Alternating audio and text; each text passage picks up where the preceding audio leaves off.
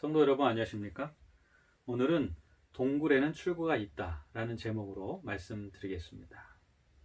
우리가 처한 지금 이 상황을 동굴보다 더 잘 표현할 수 있는 장소가 있을까요? 이 코로나로 인한 전염병이 그칠 줄 모르고 계속되고 있어요. 마치 출구가 없는 동굴에 들어간 것 같습니다. 한 기자는 지금 이러한 형편 속에서 어려움에 처해 있는 학생들, 청년들, 그들의 삶을 이렇게 기사에 표현했습니다. 코로나 터널에 갇힌 청춘. 여기 사진에 보면 두 청춘이 있습니다. 근데 이들은 이 뚫린 터널을 지나가고 있어요. 그런데 지금 청년들은 어떻다는 것입니까? 터널이 아예 출구가 없다는 것입니다. 특별히 Z세대 청년들을 말하고 있습니다. 18세에서 25세가 된 청년들입니다. 이제 이들은 수능을 앞두고 있는 청년들이에요. 공부를 열심히 해서 시험을 봐도 모자랐는데 학교에 아직 가지 못하는 것입니다. 이제 이들은 취업을 앞둔 청년들입니다. 입사원서를 내고 경쟁에 신경 써도 모자랄 판에 이제 아예 문이 닫혀서 입사 원서조차 못 내는 것입니다. 얼마나 어려운 형편에 처해 있습니까? 특별히 오늘은 2020년생 현재 고3이 된 아이를 좀 생각해 보겠습니다. 우리 교회에도 고3이 된 친구들이 있어요. 여러분 그들을 위해 기도하는 마음으로 이 예배에 좀 참여해 주셨으면 좋겠습니다. 그들이 초등학교 1학년이 됐을 때 신종플루가 유행했습니다. 그래서 학교에 문이 닫히고 학교를 가지 못했어요. 그리고 그들이 6학년이 되었을 때는 세월호 사건이 터져서 잔뜩 기대하고 있었던 수학여행이 취소가 돼버렸어요. 그래서 이 졸업여행을 가지도 못했어요. 그들이 중학교 3학년이 되었을 때는 교육 과정이 개편이 됐습니다. 그래서 큰 혼란을 겪었다고 합니다. 그들이 고등학교 1학년이 됐을 때는 문과 이과가 통합이 됐습니다. 그런데 시험은 정작 이전 체제로 본다고 해서 혼란스러웠습니다. 이제 그들이 드디어 고3이 됐습니다. 이제 수능을 위하여 열심히 준비해야 되는 시기가 된 것입니다. 그런데 학교 문이 닫혔어요. 여러분 이렇게 전 세계적인 팬데믹을 일으키는 코로나19가 창궐할 것이라는 사실을 전혀 몰랐습니다. 그리고 그들이 공부하지 못할 때 열심히 공부하는 이 다른 재수생들과 같은 학생들, 그들과 또 경쟁을 해야 하는 것입니다. 여러분 이렇게 어려운 형편에 처한 2020년생 지금 고3 학생들, 그들을 위해서 좀 간절히 기도해 주시기 바랍니다. 그런데 우리가 잊지 말아야 할 것은 이 터널에는 출구가 없는 것이 아니라 없어 보인다는 것입니다. 반드시 터널에는 출구가 있어요. 동굴에 출구가 있는 것입니다. 그 사실을 잊지 않게 되시길 간절히 바랍니다. 예수님께서 밝혀주시는 그 등불을 따라서 한 걸음 한 걸음 내딛다 보면 언젠가 이 터널을 빠져나오게 될 것입니다. 그때 내가 갇혀 있었던 동굴을 바라보면서 거기서 나를 빼내주신 하나님께 감사하게 될 것입니다. 오늘 지금 이 어려운 형편에 처한 우리 학생들이 그러한 경험을 할 수 있도록 여러분 함께 기도해 주시길 간절히 바라겠습니다. 약 2000년 전 예수님이 살던 이 마을에 이 동굴에 갇혀버린 이 사람들이 있었습니다. 그 사람들이 누구였을지 여러분 한번 생각해 보시기 바랍니다. 예수께서 한 말 못하게 하는 귀신을 쫓아내시니 귀신이 나가매 말 못하는 사람이 말하는지라 무리를 놀랍게 여겼으나. 누가복음 11장 14절에 나오는 말씀입니다. 이 말씀에 보면 여기에 한 말 못하게 하는 귀신 들린 사람, 그 사람이 동굴 속에 갇힌 사람처럼 보여요. 그런데 그 사람은 동굴 속에 갇힌 사람이 아니라 동굴에 갇혔다가 빠져나온 사람입니다. 예수님의 손을 잡고 이제는 정상이 됐어요. 그리고 자기가 갇혀 있었던 그 형편을 생각해 보면 안도의 한숨을 쉬는 사람입니다. 이 사람은 동굴에 갇힌 사람이 아닙니다. 누가 동굴에 갇힌 사람일까요? 그 다음 말씀에 보면 그 중에 더러는 말하기를 그가 귀신의 왕 바알세불을 힘입어 귀신을 쫓아낸다 하고, 여기에 나오는 사람을 한번 생각해 보시기 바랍니다. 예수님께서 귀신을 쫓아내셨는데 그 예수님을 바라보면서 예수님이 귀신이 들려서 귀신의 왕에게 요청을 해서 귀신을 쫓아낸다고 그렇게 생각하고 있는 것입니다. 여러분, 어떤 사람이 과연 동굴에 갇힌 사람입니까? 여기에 자신을 구원할 메시아조차 귀신 들렸다고 생각하는 이 사람에게 희망이 있을까요? 또 한 사람이 나옵니다. 또 더러는 예수를 시험하여 하늘로부터 오는 표적을 구하니. 이 사람은 표적을 구하는 사람이에요. 그런데 예수님께서는 방금 전에 표적을 보여주셨습니다. 말 못하는 벙어리에 귀신에 들린 사람을 고쳐주셨어요. 근데 자꾸 또 다른 표적을 구하는 것입니다. 바알세불, 즉 루스벨의 다른 이름입니다. 사단의 왕.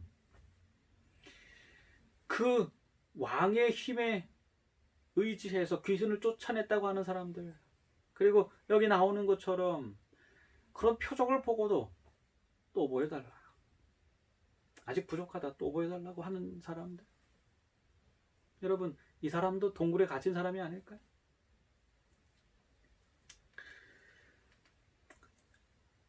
이렇게 편견에 빠진 사람, 끝없는 증거를 요구하고 만족하지 못하는 사람, 오늘 이들이 어떻게 이 동굴 속을 빠져나오게 될 수 있었는지 한번 알아보는 시간 되길 간절히 바랍니다. 여러분, 오늘 말씀에 보면 예수님께서도 편견을 받으셨다는 사실을 알 수가 있습니다. 예수님께서는 구원을 선포하러 오신 분입니다. 하나님의 독생자세요. 그런데 그분도 무엇을 받으셨어요? 편견을 받으셨어요. 편견을 받으면 얼마나 고통스러운지 모릅니다. 그런데 예수님께서는 사람들로 하여금 귀신 들렸다는 편견을 받으셨어요. 언제부터 받으셨을까요? 여기 말씀, 예수님의 사역 초기에 예수님의 가족들이 예수님을 찾아오는 장면이 있습니다. 그들이 찾아온 이유는 누군가로부터 예수님에 관해서 들었는데 그 내용이 무엇이냐면 예수님께서 귀신 들렸다는 거예요. 이미 예수님의 사역 초기에 예수님에 관한 편견은 널리 퍼져 있었습니다. 가족의 귀에 들어갈 정도로요. 근데 어떤 편견이었다고요? 예수님께서 귀신 들리셨다는 편견입니다. 누가 그러한 편견을 사람들한테 말했을까요? 여기에 보니까 예루살렘에서 내려온 서기관들, 그가 바알세불, 귀신의 왕 사탄을 지폈다 하며 또 귀신의 왕을 힘입어 귀신을 쫓아낸다 라고 말한 것입니다. 그들은 유대의 지도자들이었어요. 그들의 입에서 나온 말을 그저 거리낌 없이 생각해보지도 않고 그대로 믿고 예수님을 바라볼 때에 저분이 귀신 들렸지라고 그저 생각하는 수많은 사람들이 있었던 것입니다. 예수님은 그런 편견에 시달리면서 사셨어요. 오늘 우리가 살고 있는 시대도 편견의 시대입니다. 우리도 편견을 받고 있지 않습니까? 특별히 코로나로 전염병이 온 세상에 창궐하고 있는 이때에 우리는 어떤 편견에 시달리고 있습니까?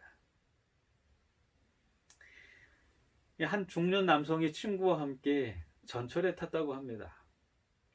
그리고 자리에 앉았어요. 평소처럼 편안하게 가고 있는데 그 옆자리에 타고 있던 한 청년이 가방에서 성경책을 꺼냈습니다. 그리고 읽기 시작했어요. 평소 같으면 정말 신앙심 좋은 청년, 그리고 선량한 청년, 이렇게 많은 사람들에게 호감을 주는 그런 행동이었을 것입니다. 근데 지금은 상황이 바뀌었습니다.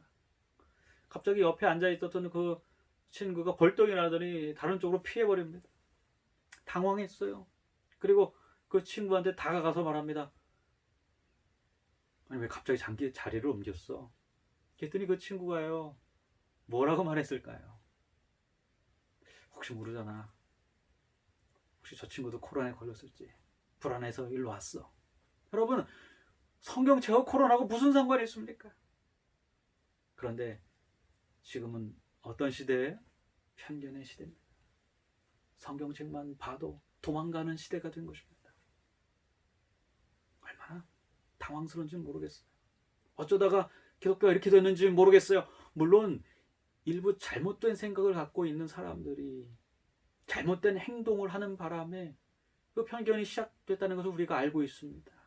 그런데 그것 때문에 이제 많은 사람들이 그저 모든 이 신앙인들을 그렇게 바라본다는 사실은 정말 안타깝지 않을 수 없는 것입니다. 그래서 요즘 거리에 가면 이런 현수막들이 많이 걸려 있어요. 진심으로 미안합니다. 교회가 더 조심하겠습니다. 저희 교회는 17일부터 정부 시책에 따라 비대면으로 예배 드리고 있습니다. 이제는 이런 것을 광고해야 될 때입니다. 여러분, 지금 이 시대, 편견에 시달리고 있는 시대, 예수님의 시대도 그랬습니다. 예수님께서도 귀신 들렸다는 편견에 시달린 것입니다. 그런데 정말 중요한 것은 편견을 당하는 사람도 고통스럽지만 오히려 편견에 사로잡혀 있는 사람들, 예수님께서는 그들을 위하여 걱정하셨어요. 왜냐하면 그들이 잃을 것이 더 많았기 때문에 그런 것입니다. 사람에 대한 편견, 그것은 또 다른 정보가 주어지고 또 다른 경험을 하게 되면 이제 거기서 헤어나올 수도 있는 것입니다. 그런데 그것이 아니라 하나님에 대한 편견, 예수님에 대한 편견, 그것은 편견을 가진 사람에게 구원받을 기회조차 빼앗길 수 있는 그런 엄청난 결과를 초래하게 되는 것입니다. 그런 편견 위기에 대하여 예수님께서 이렇게 말씀하셨습니다.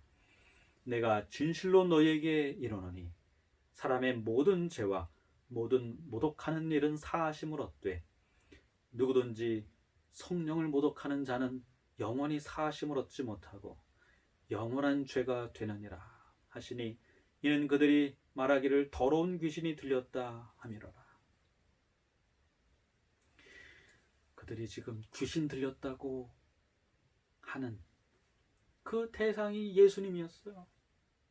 그들은 예수님으로부터 구원을 받아야 할 사람들입니다. 그런데 그 편견 때문에 그 구원의 기회를 놓칠 위기에 처하게 된 것입니다. 영원한 생명을 잃을 위기에 처하게 된 것입니다.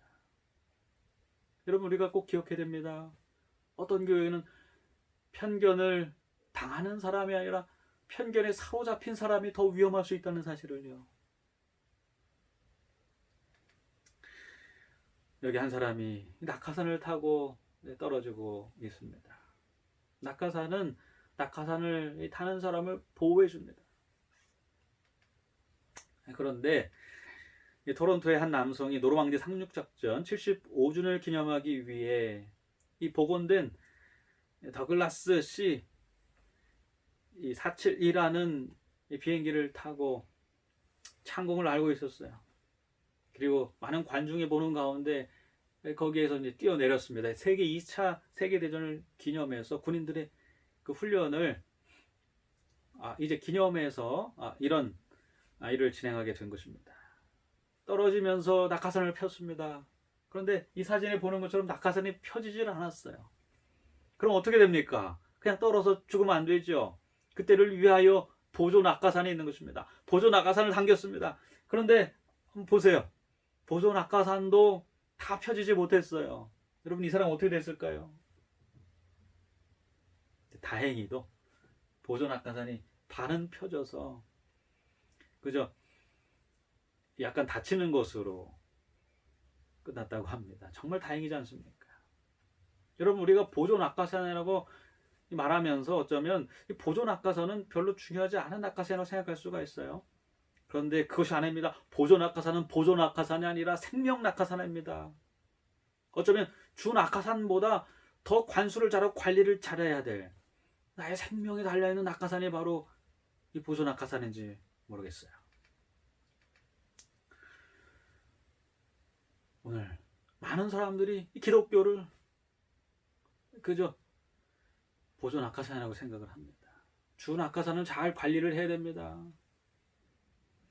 내 주변에 있는 사람들과의 관계, 인간관계 잘 관리해야 됩니다. 그런데 신앙은 그저 보조 낙하산이에요. 그저 나한테 필요하면 도움이 되는 것이고 그렇지 않으면 그냥 버려도 되는 걸로 생각하는 사람들이 많이 있어요.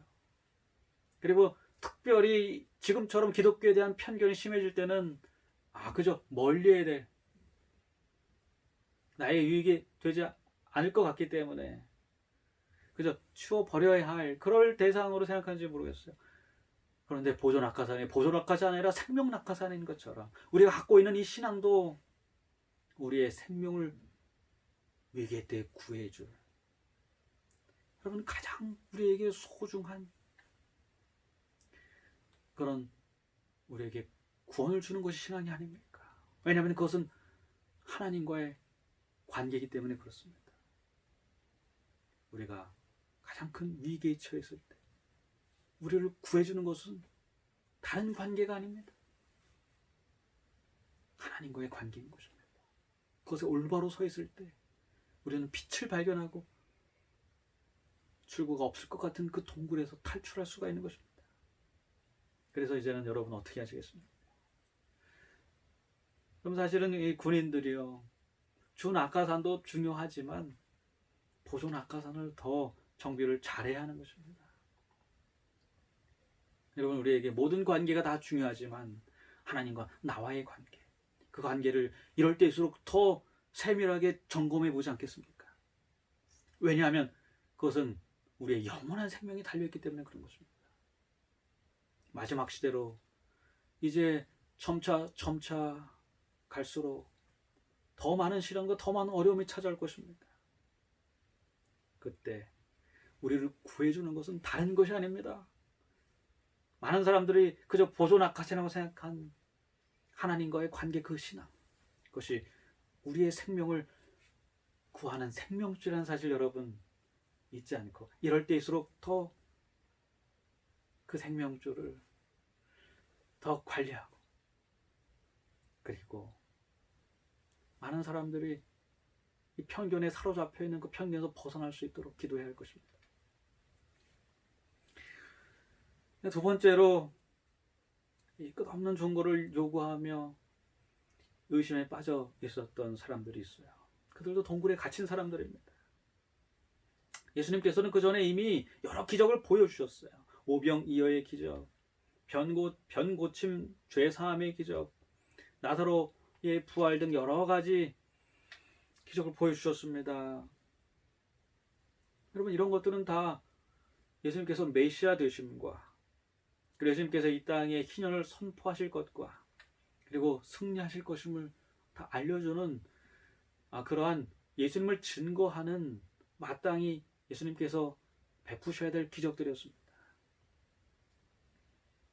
그런데 거기에 더해서 자기의 호기심을 만족시키고자 또 여러 가지 이유로 예수님께 또 다른 기적을 요구합니다. 근데 안타까운 것은 예수님의 제자들도 그들의 요구에 부응해야 된다고 생각했다는 거예요. 예수님, 저들이 기적을 요구하지 않습니까? 예수님은 또 다른 기적을 보여줄 수 있는 분입니다. 하늘에서 불이 내려온다든지 저들이 부인할 수 없는 그런 큰 기적을 좀 베푸시면 안 되겠습니까? 그렇게 생각했다는 거예요. 제자들은 저희 선생님께서 하늘의 표적을 보이라는 요구를 들어주셔야 한다고 생각했다. 그들은 그분께서 이것을 충분히 하실 수 있으며 그런 표적은 그들의 원수들을 침묵시킬 것이라고 믿었다. 그들은 이 비평자들의 위선을 식별하지 못하였다. 오늘도 마찬가지 아닙니까? 이럴 때에 하나님께서 큰 이적으로 말미암아 하나님의 살아계심과 그분의 심판이 있음을 보였으면 얼마나 좋을까. 그런데 예수님께서는 그런 자들의 요구를 듣지 않으셨어요. 왜냐하면 제자들은 몰랐지만 예수님께서는 알으셨습니다. 그 비평자들의 위선을 그분께서는 식별하셨어요. 여러분, 우리가 살고 있는 시대는 이런 위선의 시대인 것입니다. 위선이라는 단어, 겉으로 선하게 보이지만 이 속은 다른 그것을 영어로 히포크라시라고 말하죠. 그런데 그 어원이 이렇습니다. 그 어원을 보면 그 단어의 의미를 더 잘 이해할 수 있게 되는데요. 어원적 의미는 가면을 쓰고 자기가 아닌 다른 사람의 모습으로 생각하고 말하고 행동하는 사람, 즉 연극 배우를 가리키는 말이다. 여러분, 이런 위성적인 행동에 사로잡혀 살고 있는 시대가 바로 저와 여러분이 살고 있는 이 시대 아닙니까?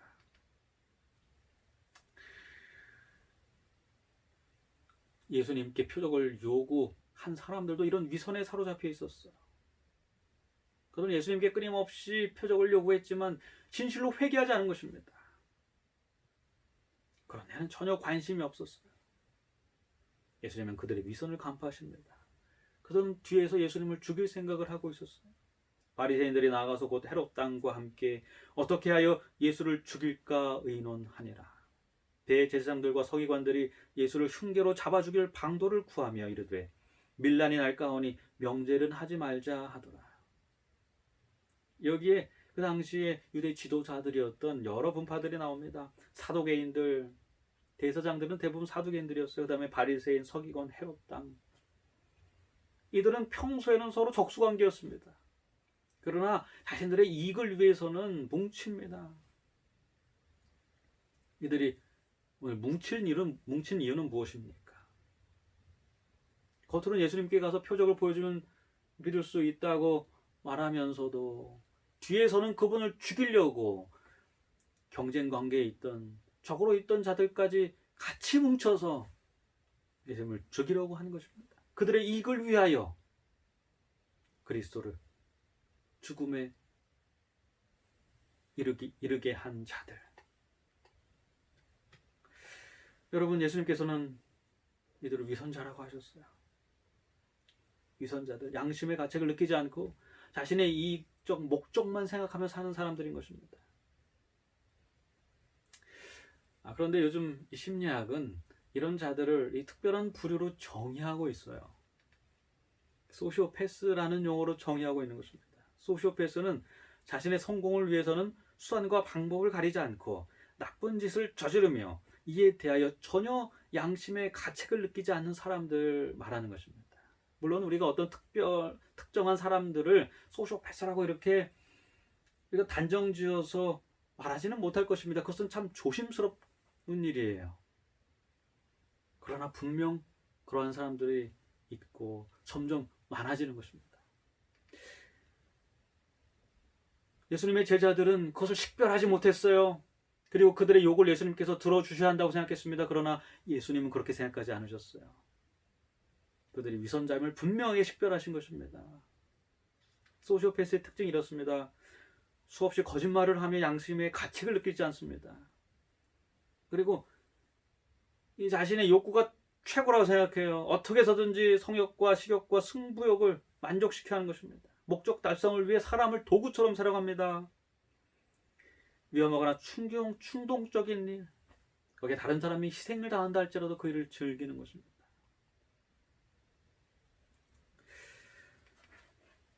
그런데 놀랍게도 이런 자들이 이 심리학자들의 말에 의하면 국민 10명당 1명이라고 그래요. 100명당 1명이라고 그래요.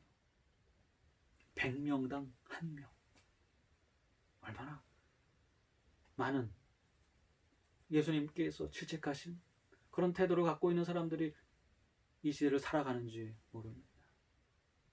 우리는 분명히 그들을 구분할 수 있는 지혜가 있어야 할 것입니다.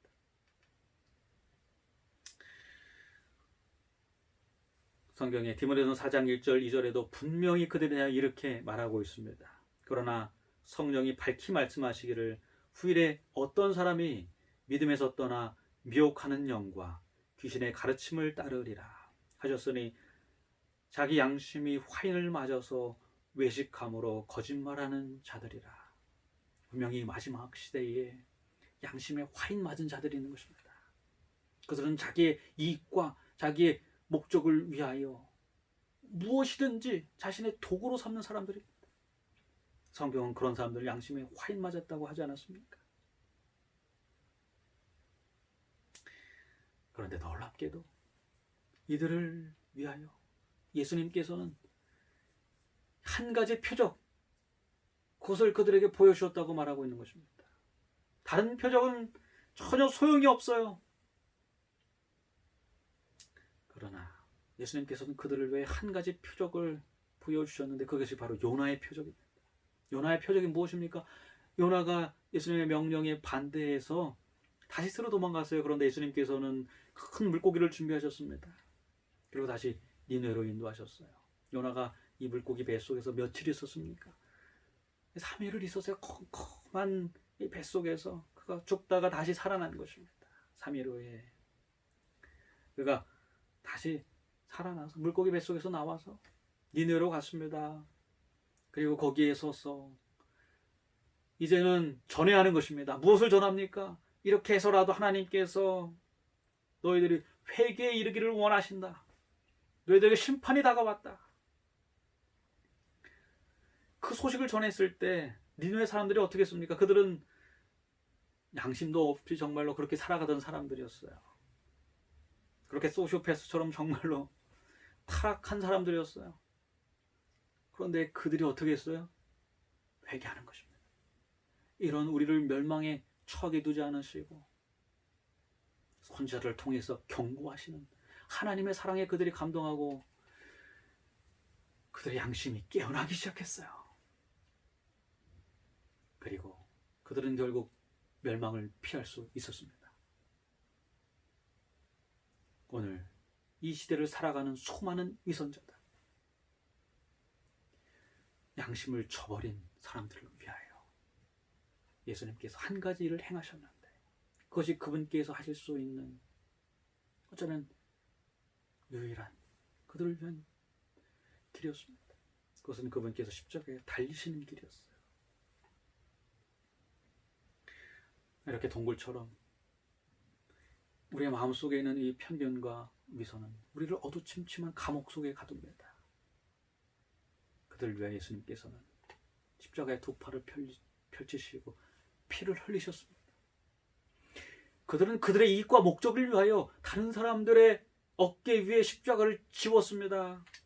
예수님께서는 그 십자가를 받아지시고 그들과는 정반대로 그들을 위하여, 그들을 살리기 위하여 목숨을 버리신 것입니다. 여러분, 이 큰 예수님의 사랑, 그것만이 그들을 고칠 수 있는, 그들을 그 동굴에서 빼낼 수 있는 빛인 것입니다. 그렇게 예수님께서 십자가에 달려 돌아가시고 그들 위해 목숨을 버리시고 다시 부활하셔서 지금 우리의 곁에 빛으로 계신 것입니다. 너무나 환한 빛입니다. 광명입니다. 이 빛은 누구에게나 비치고 있습니다. 여러분, 그 빛에 다가지 못할 사람은 이제 아무도 없는 것입니다. 우리 주에는 이미 그 예수님께서 십자가에서 보여주신 사랑의 빛으로 환하다는 사실을 여러분 꼭 기억하게 되길 간절히 바랍니다. 그런데 너무나 안타까운 것은 그럼에도 불구하고 그 빛을 바라보지 못하는 사람들이 있다는 것이죠. 오늘 예수님께서는 그것을 이렇게 말씀하셨어요. 내 몸의 등불은 눈이라. 내 눈이 성하면 온 몸이 밝을 것이요 만일 나쁘면 내 몸도 어두우리라. 우리 눈이라는 등불은요 스스로 빛을 내지 못합니다. 그러나 빛이 있으면 그 빛을 받아서 이 안을 환하게 하는 것입니다. 그런데 이미 우리에게 무엇이 있어요? 빛이 있어요. 우리의 양심을 깨울 빛, 하나님의 사랑을 십자가에서 모든 것을 버리시면서 우리에게 보여주신 그 예수님의 십자가라는 빛이 우리 주변에 너무나 환하게 있는 것입니다. 이제 뭐만 있으면 됩니까? 눈만 있으면 됩니다. 근데 눈이 나쁘면 온몸이 캄캄한 것처럼 어두운 것입니다. 여러분에게 그 눈은 무엇입니까? 무엇이 여러분이 하나님의 사랑을 보여주고 있습니까? 어떤 사람은 이 찬양을 들으면서 하나님의 사랑을 느낀다고 그래요.